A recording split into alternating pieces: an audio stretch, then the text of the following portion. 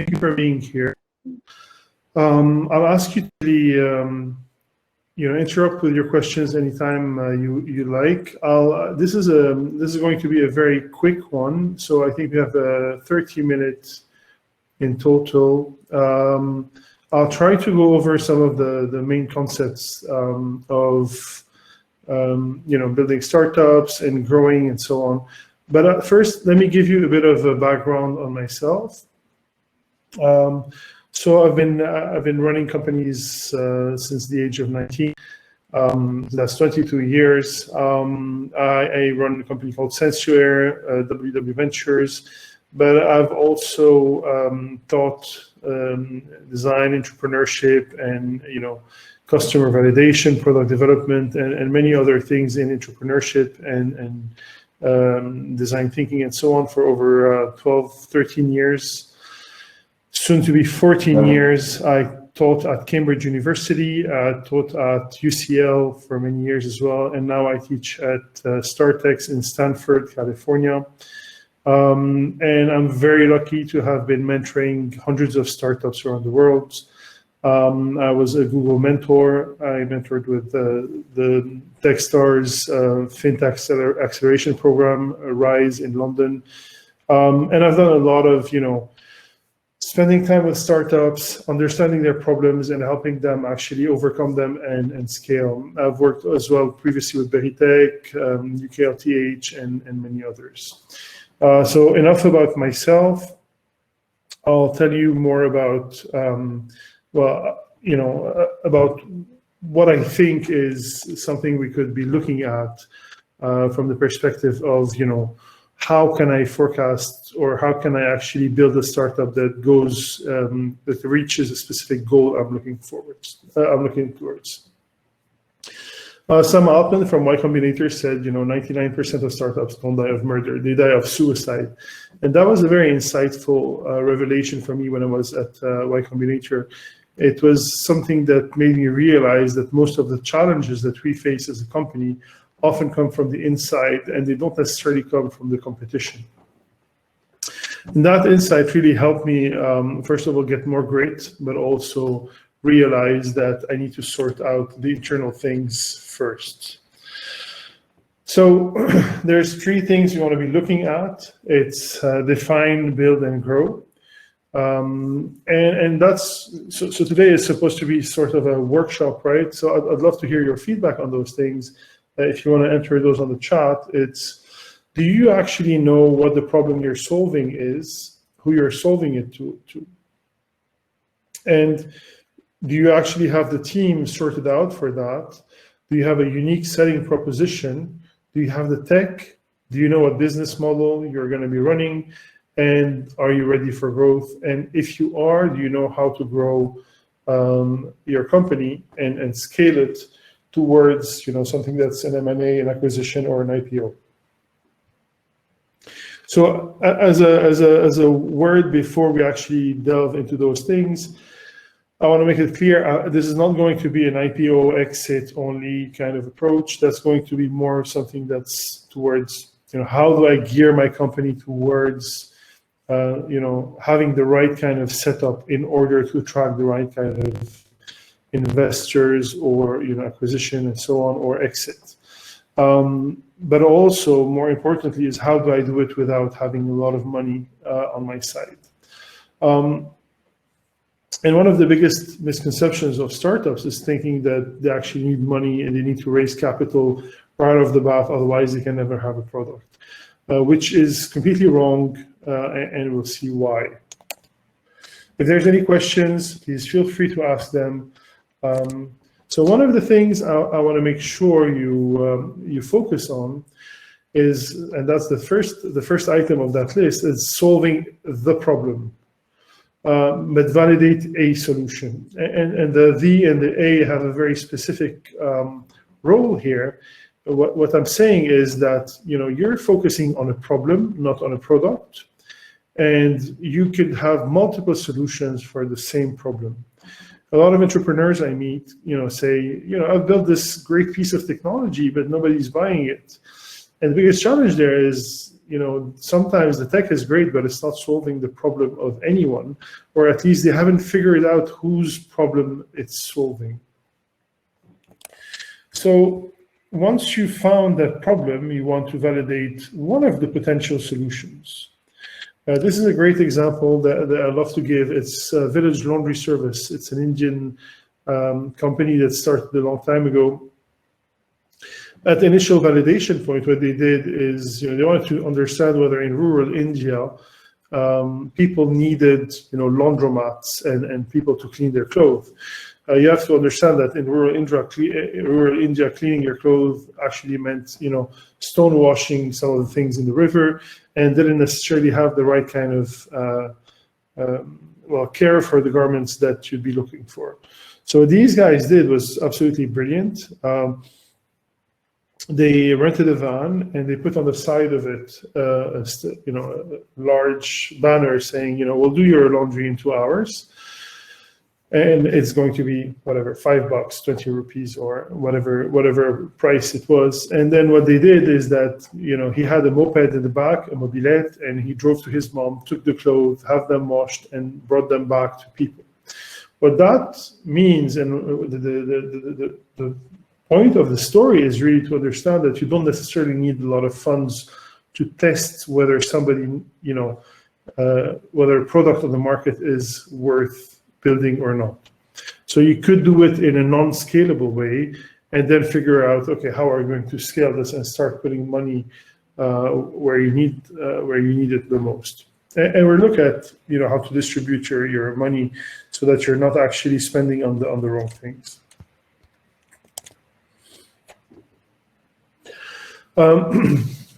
One of the biggest things today is that most companies that are really, really successful are delivering 10x value for 1x costs.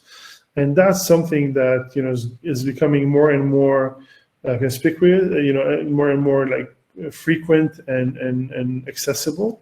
If we look at things like WhatsApp is giving us incredible value for absolutely no cost. Uber is giving us a car on demand for $5. But also, platforms like Netflix are basically offering you almost unlimited viewing for the price of one movie ticket per month, which is truly a 10x, even maybe 100x value for 1x the price. And this tendency is growing and growing, and as these very large companies are getting more market shares and more markets and verticals, they're actually offering more and more. So we're looking at Amazon Prime, there's books, there's music, there's TV, there's shopping, and so much more with Prime. And now the next thing that's coming along is Apple One, which is definitely a huge disruptor on the market, which means that Spotify is going to lose millions of users, but also Netflix and gaming companies like Stadia and so on. So for $30 a month, they're offering you, unlimited TV, unlimited music, unlimited gaming, cloud storage, unlimited magazines and health products. And that mindset is very often the fruit of not necessarily building the whole thing, but really understanding who are the stakeholders, who are the players in the industry, and becoming a platform that puts everybody together. And Apple has done this from the very get-go, and this is what was successful with their App Store, right? So that's to begin with. We're talking about two things. We talked about the problem and the kind of solution we're looking for, and what kind of platform you're gonna, or what kind of how you're gonna present your product, whether it's going to be a 10x product or a 1x product. Find your A team is really, about how can we have an exceptional team of people that are, better than us in what they do and are actually bringing value to the table. So finding your A team is probably the hardest thing you'll ever come across. And one of the things that you'll find in acceleration programs is very often solo founders don't necessarily get in. And please let me know if anybody here is looking for a co-founder. maybe you can find them in the session. So what you want to know is, where do you stand on the team canvas? And are you a software person, a hardware person, product, sales, finance, marketing, and what's the offering around it? And how does that team, collaborate towards giving a great experience, a 10x experience to the user? And if you don't have these people, you might not need hardware, right? Or you might not need sales right now, but you want to know that these people are going to be instrumental in making your company valuable. And, with getting those investors in, getting that exit is really the team that's going to be the biggest convincing parameter. And so the biggest problem I find is a lot of people tend to give equity to the people who are just sitting next to them. What they say is, oh, you're a developer, why don't you join my company? This is exactly like saying to a woman sitting next to you, oh, you're a woman, why don't we get married? And this is absolute nonsense. You should pick your co-founder, or you should pick the people you're going to give equity with a lot of care, a lot of dedication, and a lot of focus, understanding where you're going. And this is why usually I say don't give equity too early on. Wait until you actually understand what you're doing before you start giving equity like it's candy.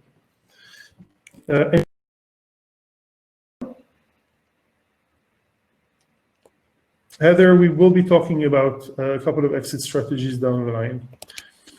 Cool. So, and the next bit is, find your model. What's your business model? What's your, are you a platform? Are you a service? Are you a digital product or a physical product? Are you two of these? Are you many of these? So, if you are you're a competitor to Uber, right? That's a platform, that also a service and digital product. But you're first and foremost a Y-structured business model. The reason I'm saying this is because understanding this from the get-go enables you to actually know what kind of competitor you're going to have, but also who's potentially going to acquire you.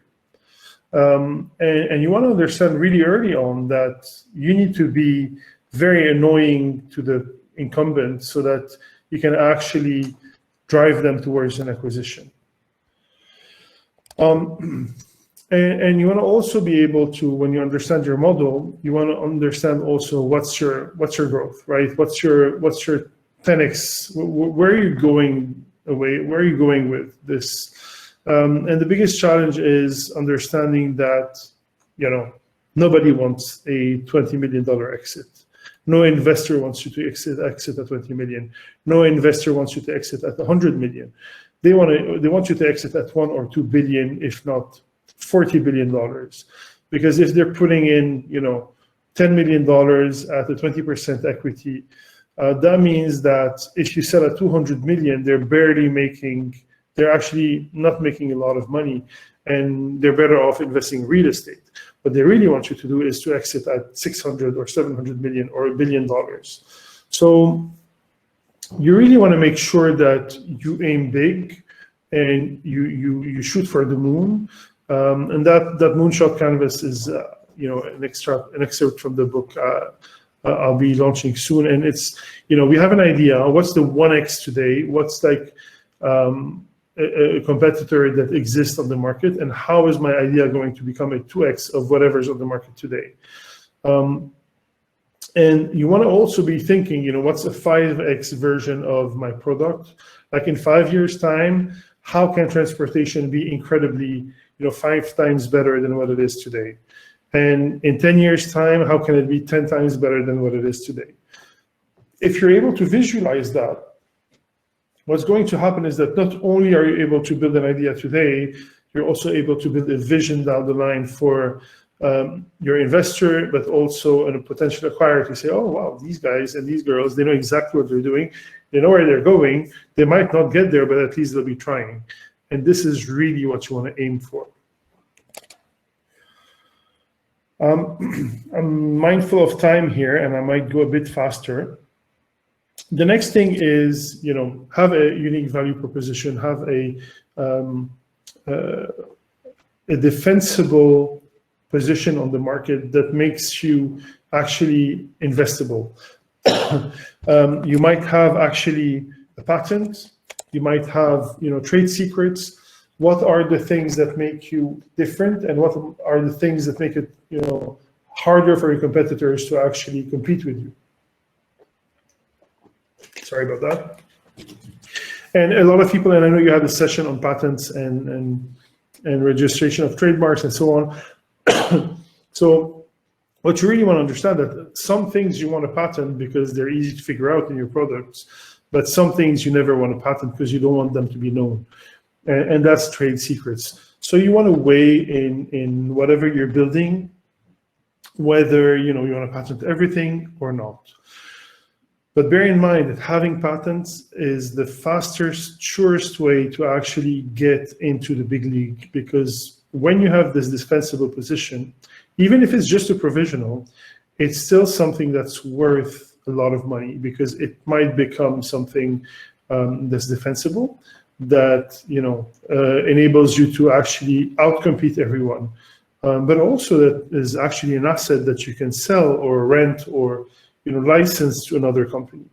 And a lot of CVCs, corporate venture capitals, look for that. A lot of big groups are actually looking for more patents to bring in. And they know that a lot of those patents don't work as described in the papers. They actually work on your back end, on your deployment differently and better.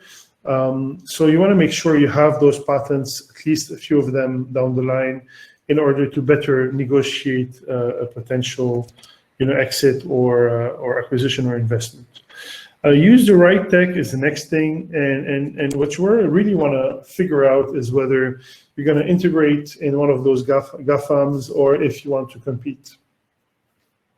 And it's very challenging to say, you know what, I'm going to be building in someone else's garden.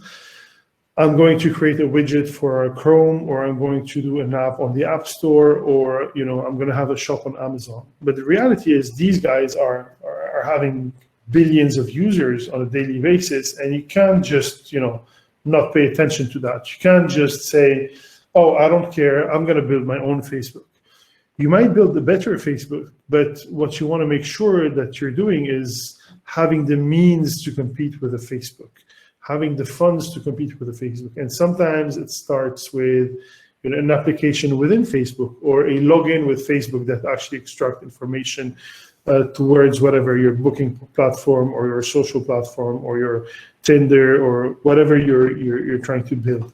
So you want to understand whether you integrate or compete with these companies. And the second thing you want to look at, and that is like the biggest cost of startups I've ever seen, is build it or buy it. A lot of companies, and even very established, Microsoft and others, they want to build out everything, every single piece of software, every single, almost even their word processors they're building from scratch. You can't run a company this way. You want to focus on what's core to your business, understand what's urgent and time sensitive and gets you to the market faster, understand the cost benefits of build it or buy it, and whether your bandwidth is actually good enough and you have enough team resources to build that product, and also understand whether you have expertise and experience in that specific. But what's core there is that you want to be able to manage time to market with value as a company. So you want to be able to actually build value that is, assets for the company. Like, a brilliant Slack is a great example where they built this communication software within the company. It became a company of its own. That wasn't what Slack originally did when they started. But that software is so good, they built it internally that it became $1 billion plus company on its own. It wasn't core to the business, but there wasn't an alternative available. And when it's core to your business, building it is crucial. And when it's completely outside the core of what you're doing, just buy it. Don't. If you're a gaming company, don't bother, building a payment portal. Just integrate with Stripe, or whatever, PayPal or whatever, payment portal you want to use. Just don't bother building things from scratch because it's going to be too many resources. It's not your expertise, and you really want to keep your eye on the ball. The other thing I'll talk about is the bring it home mindset. Very often, you're going to need to actually build with consultants, and that can be a very powerful thing. What you want to do is have an internal team that can actually reel in information. So if you're having a design team on the outside that's brilliant, that you're paying, $15,000 to design something, you want to have a designer on your team that not only leads them, but also brings back that IP into the company. Same for hardware, software, marketing, machine learning, whatever you're actually building by outsourcing because you can't do it yourself or you don't have enough bandwidth. It would be awesome if you have somebody inside the company that actually can bring that IP in. And that's going to be a big contributing factor to you having a lot of value very quickly. And that bring it home mindset, can definitely elevate your team, get external knowledge, keep you up to date, but also it gives a low-cost assistance to all the challenges that your team might have while building the product. Next, I'll talk about growth. We're nearing the end. It's a longer talk than it should be, but I'll try my best to go as fast as possible. So understanding what drives growth is extremely important in your platform. Is there a Q&A afterwards? I'm just curious. Anybody from the team here available to answer that question? People, I think it's, anyway, we'll see. I guess we'll figure out. I don't know if I should put the Q&A now, like the 5 last minutes, or if it's after at 7:05, the Q&A. If anybody has the answer, please send it. So what's your metric? And understanding, is your metric active users? Is it number of referrals? Is it symptom log or movie watched? And that's a great thing because once you understand your day one retention or your metrics, that things are going to be much easier for you to focus on. A good example, I was just talking about Slack, is Slack has a number, 2,000 messages. If the company sends 2,000 messages, then they know that 93% of those consumers are still going to be using. I'm tuning to you, Mr. Najah. Yes, Mohammed. I'm not sure I'm understanding what you're saying. Anyway, so Twitter has the same, day one retention metric. It's if a user follows 30 people, then it means that that person is going to stay on the platform. However, if Twitter can't get you to follow 30 people, then Twitter knows these people are never going to come back. So the question is, what's your metric? What's the metric of your company? What's your day one retention? What's the thing? For instance, in our biotech company, it's symptom logs. We know that if somebody logs more than 7 symptoms, they're coming back every year, regardless of what happens. And that's fantastic. Next, we'll talk about the growth canvas. And so it's, I don't know if you're familiar with Pirate Metrics. It's a great funnel that you want to look at. It's acquisition, activation, retention, revenue, and referral. I'll go quickly over these because you have 5 minutes left, but in few words is you want to make sure your funnel isn't leaking. If people come into let's say you advertise on the App Store, and let me show you another graphic that's actually, there we go. So if you look at the discovery bit here, if people discover your product on the App Store, then how many of these are clicking? Let's say you have 25,000 discovering the product, then only 20,000 are being acquired, so they're actually clicking. And how many of these are activated? So how many of these are actually downloading the app and then logging in? And then on the retention is how many people are staying on the product and then using it over and over until you get that day one retention. And then are they referring your product, and is there revenue?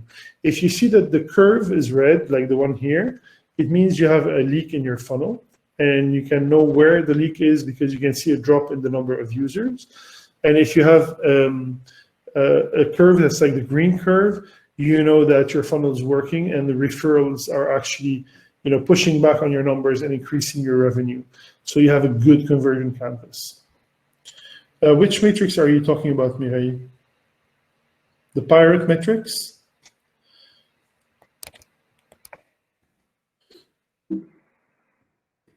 And so once you have the right kind of funnel, what you want to make sure is that, I don't know if you're familiar with the fog behavior model, and I know I'm dropping a lot of, like deep knowledge on you guys here, and we'd like to talk about this stuff for hours, but we can't. But in essence, it's, how do I actually get my users in the habit zone? How do I increase the frequency of usage? How do I increase the perceived utility in order to be, an Amazon or an Uber, and I'm on the top right of that matrix, making sure that people are actually using the product on a regular basis.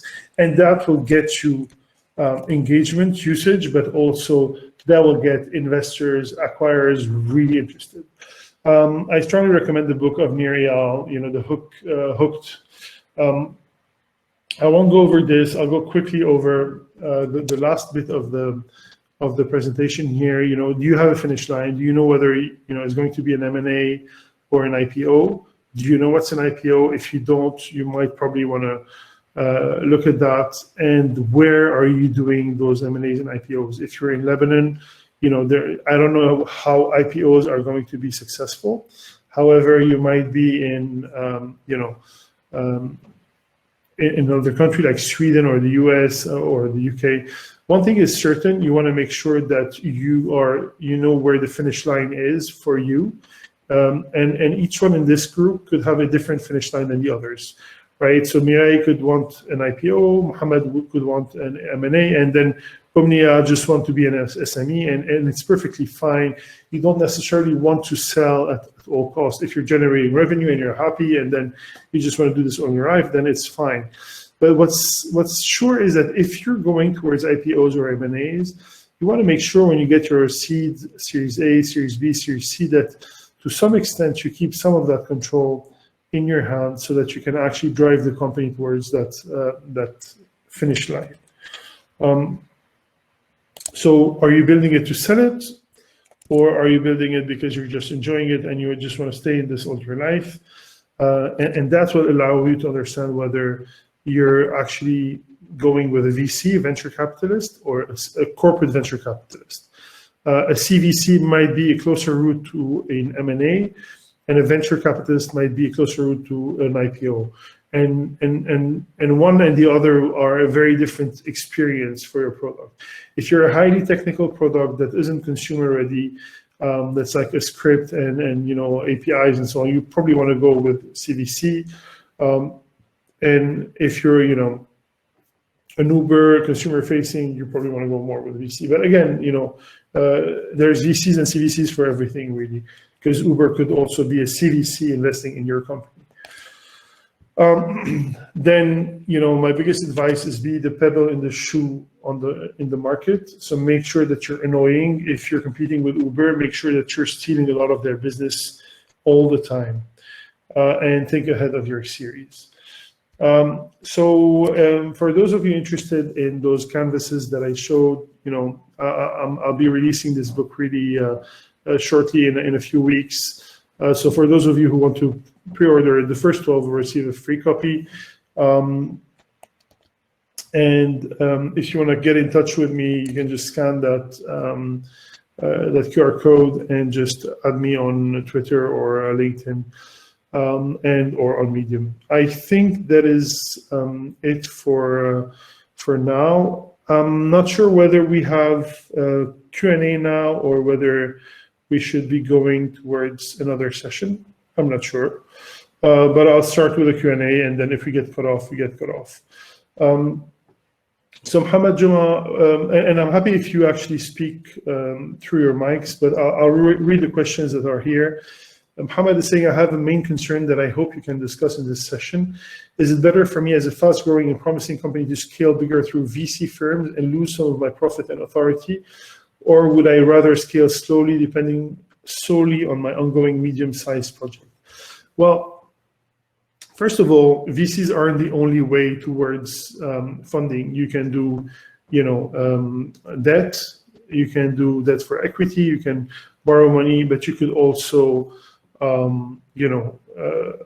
get CVCs, as I said, or VCs. I personally think that if you have a great product and you're selling a lot of it and you have more revenue than you can actually spend, it might not be a very good idea to get a VC right away, unless you're scaling up in multiple countries. But then one of the things that could be done is having, a vertical or country contracts. So you could do, a licensing deal with a company in Japan that will actually sell your product there, and that's going to bring you revenue without you having necessarily to get a VC on board. So that could be, there's a lot of creative ways to actually get money in without necessarily getting a VC on board. Heather is asking, looking to scale up without having to sell out. Do you have creative ideas for an exit strategy that allows you to continue a longer term business? I think an exit strategy and a longer term business, Heather, aren't necessarily won't really work together. I think it's perfectly fine to have a business, all your life that, you could be the owner of Uber all your life and just, grow and grow and grow. I don't think Mark Zuckerberg will be selling anytime Facebook. It's perfectly fine to just, run on revenue and be happy with what you have. And I think there's this craze around getting, more millions in. People open the champagne when they get investment in.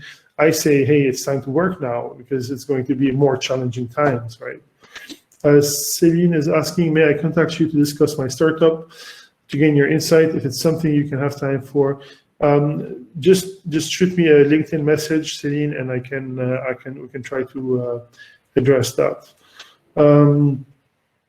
If I can share this helpful presentation with us, no, but what you can do is actually register to get the full book. So you won't get just the presentation, you get also all the canvases and so on. You just shoot me an email and you just, in the title, put book pre-order, and you'll be the first 12 to receive a free copy. I hope that answers your question, Umnia. What if the name, we've answered that. That's Muhammad is saying, that's the thing, I need to develop a product that would spread globally. Okay. Muhammad is saying, my concern is that I do need the PR of VC to make more. Oh, VCs are not giving you any, are not going to give you PR, not in this area of the world. It depends where your VCs are. Generally, you can't rely on VCs to do your PR for you. Now, very good VCs will get you another round of investment, but to be perfectly honest, it doesn't really work this way. At least not maybe in the US it does, in Silicon Valley, where I do a lot of work. There's definitely VCs know each other, but typically what's going to happen is a VC wants you to find your way on your own. Nobody's going to hold your hand towards getting more money. You will get help, but it's not PR that a VC will give you. You're better off, hiring a PR firm for that matter. Hamad, where are you looking for a VC? In which area? US. Okay. Another thing about, if you're building in the US, what you want to make sure of is that you have a Delaware C company, that, you have proper setup there, and it's not an easy thing. You need to have a whole, I'm sure there's a session on that, but there's quite a few things you need to work on in order to have an operating US company. If there's any questions and you want to grab your mics, please feel free. We are looking for VCs in Lebanon, Ali is saying. Ali, I think VCs in Lebanon can be good. The question I would ask is whether they have actually have money or not. Because what it looks like is a lot of this money is tied in with the central bank and capital control. And so you might find great VCs in Lebanon that'll give you local money, but that won't enable you to actually grow the way you want. So if you want to get anything, any service from abroad, you probably won't be able to because of the fact that they have limitations on the way you can use capital. I'm sure there's some great VCs that have money from abroad, but I think you really need to prove that you are the next big thing for them to actually put that that money in. No, ask your questions. Don't worry about it. Don't apologize. Okay. Any other questions? Would you like to go over things? So I don't know. We're still here. I don't know if we should go faster or shut down. But if you want to ask, your questions, also feel free to grab your mic. My pleasure, Josephine. Cool. So if that's all, we can. Oh, wait. Should we do it several rounds or just ask for the total? Ali, there is no total budget. You can't ask for 100 million up front. So you're probably going to have. It depends where you're standing. From the looks of it, from your question, I'm guessing you're still at seed fund. So seed would be somewhere around 100K, 100 up to 500 in this region. In the US is anything with under 1.5 or 2. And then I can tell you about the US, then it's going to be around 8 million for a Series A, 8 to 12 million for a Series A. And then it's going to go up and up and up. And it depends, right? Because sometimes you can get a 50 million in Series A if it's a land grab. So it really depends. But Ali, never ask for everything at once. Ask for what you need, build, and then you get a better valuation as you build and you negotiate better terms. What is your opinion about solo founders? Honestly, Ahmad, it's so hard. It's so hard to build a company on your own, and it's much easier to have somebody that can help you. I wouldn't recommend you did this as a solo founder. And to give you a benchmark, YC never onboard solo founders. It's like 1 in 100. Same with StarTech, same with Mass Challenge, same with all the Techstars and so on. They like co-founders because it's just so much work, and most of the time you're going to be spending doing stuff you never thought you'd be doing, like admin and taxes and reporting and so on, and not actually building your product or selling it. Any other questions?